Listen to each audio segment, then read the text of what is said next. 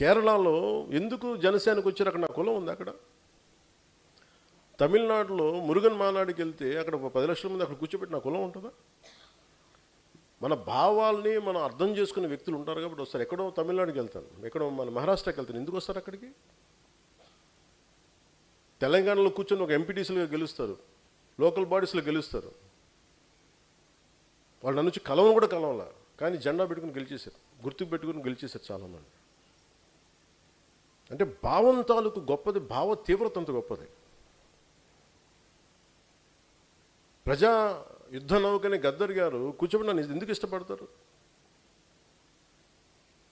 ఒక దళిత కులానికి చెందిన ఒక మహాకవి, ఒక మహాగాయకుడు నన్ను చూసి ఎందుకు ఇష్టపడతారు? భావాన్ని చూసి ఇష్టపడతారు.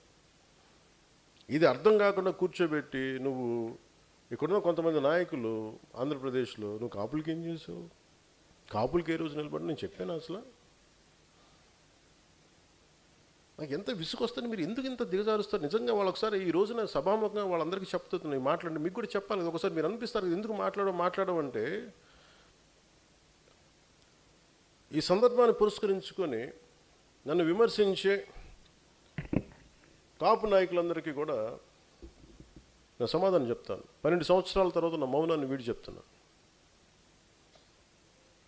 నేను ఎప్పుడూ వచ్చింది ఒక కులం కోసం రాలా.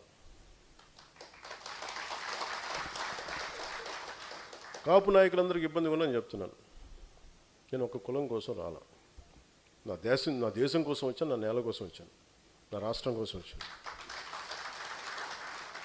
మీరు నన్ను ఒక కుల నాయకుడిగా పెట్టాలనుకుంటే ఒక పని చేస్తాను. నన్ను విమర్శించే కుల నాయకులందరికీ కూడా, కాపు కుల నాయకులందరికీ మీ గురించి ఒక చక్కటి వివరణ ఇస్తాను.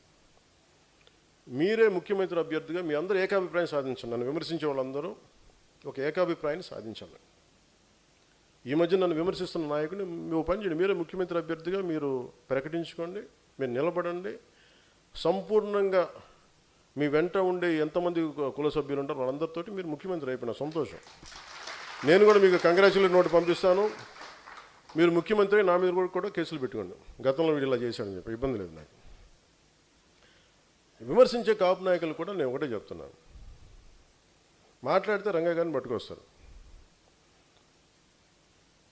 జనసేన కూర్చోబెట్టి టీడీపీ కమ్మాయిలు మాట్లాడుతుంటారు. నేను చెప్తాను, మీరు ఇష్టపడే రంగయ్య గారు, ఆయన సతీమణి కమ్మ సామాజిక వర్గానికి చెందిన వ్యక్తి. వాళ్ళ బిడ్డలు, వారిద్దరు పుట్టిన బిడ్డలు ఇద్దరు 2 కులాలకు చెందిన వాళ్ళు అవుతారు. అంటే మీకు మీరు ఎంత కన్వీనియంట్గా ఉందంటే మీ రాజకీయం, అది చూడరు.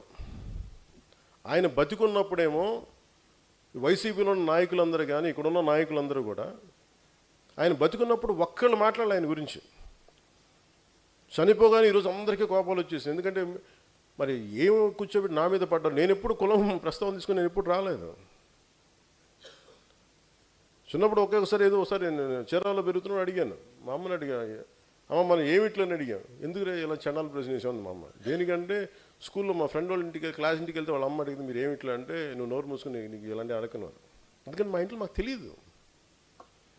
మా father being a socialist, it's always about society, మానవత్వాన్ని చూసాం. కానీ కులం అనేది ఒక సోషల్ ఫ్యాక్ట్. మనం పుడతాం దాంట్లో ముందుకు, అంతేగాని దాంట్లో కూరుకుపోం కదా.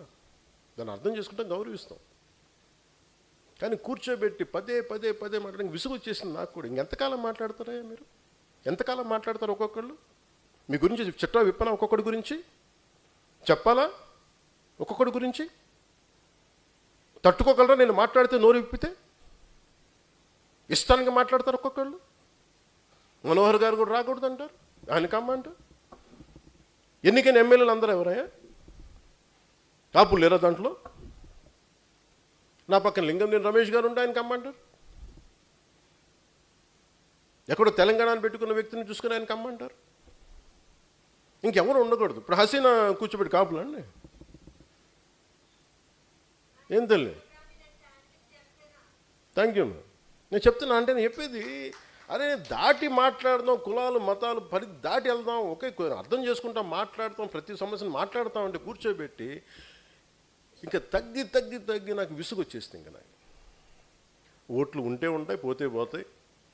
కానీ ఇలాంటి పనికి మాలిన విశ్లేషణలు, పనికిమాలిన ఈ విమర్శలు పెట్టుకుంటే మటుకు చాలా బలంగా సమాధానం ఇస్తాను. ఇది ఫస్ట్ టైము, భవిష్యత్తు అందరి చేత ఇప్పిస్తాను, గుర్తుపెట్టుకోండి. మీ నోళ్ళు మూతపడే వరకు, ఇంకొకసారి నా గురించి మాట్లాడాలంటే మీ నోళ్ళు మూతపడే వరకు అందరి చేత మాట్లాడిస్తాను, గుర్తుపెట్టుకోండి. ఇంకా సభ్యత సంస్కారం కాదు అని చెప్పి నేను మాట్లాడలే. ఇంకా మీరు స్థాయి దాటేశారు. మీరు ఎవడన్నా సరే మీరు మీ వాదనే చెప్తాను, మీ కుల వాదనే చెప్తాను కాపు నాయకులందరికీ. మిగతా కులాల్లో చూసారా ఎక్కడన్నా? జగన్ గారి సామాజిక వర్గంలో చూసారా వాళ్ళ కులం నుంచి కూర్చున్న నాయకులు మాట్లాడారు ఎప్పుడన్నా? నువ్వు ఓడిపోతే నీ పేర్లు మార్చుకుంటాను ఎవరన్నా మాట్లాడారు అట్లా? ఎవరు మాట్లాడారు అట్లా? మాట్లాడతారు. చంద్రబాబు గారి గురించి మాట్లాడారు, నువ్వేం చేసావు అమ్మవారికి అని మాట్లాడతారో మాట్లాడరు, మీరు మాట్లాడతారు. అసలు మీరు ఒకసారి లోపల ఆలోచిస్తారా? ఈరోజు మీ అందరికీ చెప్తా ఉన్నా, నా చుట్టుపక్కల చాలామంది నాయకులు ఉండేవాళ్ళు.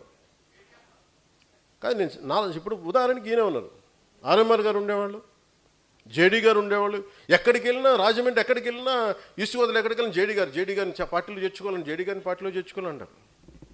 వచ్చారు, మెంబర్షిప్ పెట్టాం, వైజాగ్ పార్లమెంట్ ఇచ్చాం, ఓడిపోయాం. అతను సినిమాలోకి వెళ్ళిపోయి నేను వెళ్ళిపోతాను. మాతో పాటు తోట చంద్రశేఖర్ గారు ఉండేవాళ్ళు, ఆయన బీఆర్ఎస్కి వెళ్ళిపోయారు. ఇప్పుడు మీరందరూ 3,000 మంది, ఇన్ని వేల మందికి పదవులు వచ్చినాయి. ఎందుకు వస్తాయి? మీరు నిలబడ్డారు కాబట్టి పదవులు వస్తాయి. వాళ్ళు ఉండుంటే వాళ్ళందరూ రాజ్యసభ సభ్యులు అయిపోయాలేమో నాకేం తెలుసు, పార్లమెంట్ సభ్యులు అయిపోయి నాకేం తెలుసు. ఇవన్నీ వదిలేసి నా పక్కన ఆయన నిలబడితే కూర్చోబెట్టి మనోహర్ గారు సాగు కొడతా ఉంటారు నన్ను కూర్చోబెట్టి. నేను మీకు ఈరోజు చెప్తున్నా, నన్ను విమర్శించే కాపు నాయకులందరికీ నేను మనోహర్ గారిని పెట్టుకుంటా, మీరు ఏం చేస్తారో చేసుకోండి.